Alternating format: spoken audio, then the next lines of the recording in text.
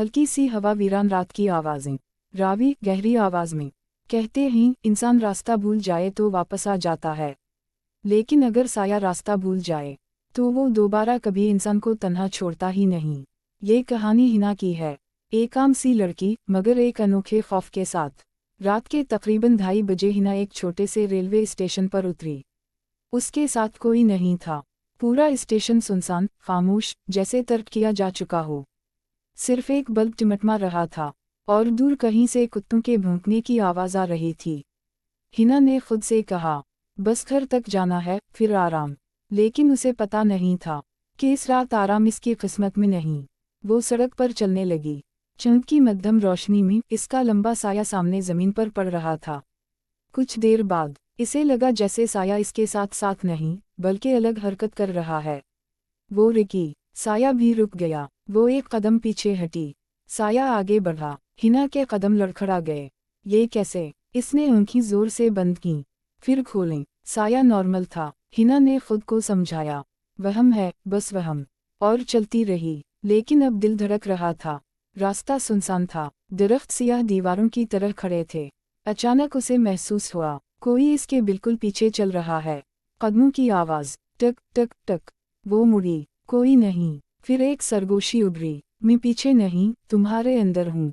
हिना कांप गई। इसने तेज तेज चलना शुरू किया, मगर सरगोशी साथ साथ चलती रही। तुमने मुझे छोड़ा था, अब मैं तुम्हें नहीं छोड़ूंगा। हिना अचानक रुक गई। इसे सब याद आने लगा। बचपन में उसने एक वीरान मकान में झांका था। वहीं उसे पहला साया दिखाई दिया था, जो सिर्फ अंधेरे में नहीं बल्कि आईने के पीछे भी नजर आता था। तब से वो कभी तन्हा नहीं रही। लेकिन वो शहर छोड़कर भाग गई। समझा कि पीछा छूट गया, लेकिन साया कभी रास्ता नहीं भूलता। आखिरकार वो घर पहुंची, दरवाज़ा बंद किया, सांस बहाल की। कमरा खामोश था, सिर्फ एक आईना दीवार पर लगा था और आईने में 2 साए नजर आ रहे थे। एक इसका और दूसरा, जो इसकी हरकत से मुख्तलिफ था।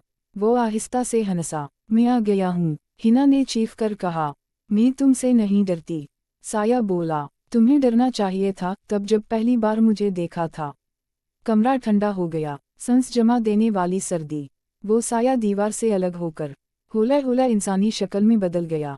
खाली आंखें, सफ़ेद चेहरा, बगैर होंठों के मुस्कुराहट। वो आगे बढ़ा, आओ, हमेशा के लिए साथ चलते हैं। हिना पीछे हटी, मगर अब पीछे दीवार थी। साया इसके साथ मिलने लगा और आहिस्ता आहिस्ता उसके जिस्म में घलता चला गया। हिना की चीख अंधेरे में गुम हो गई। अगले दिन लोग कहते थे, हिना अब बिल्कुल बदल चुकी थी। वो हंसती कम, खामोश ज़्यादा हो गई थी। और सबसे अजीब बात, इसका साया हमेशा उल्टी सिमट पड़ता था, चाहे सूरज जदुर भी हो। कुछ साए रोशनी से नहीं बनते,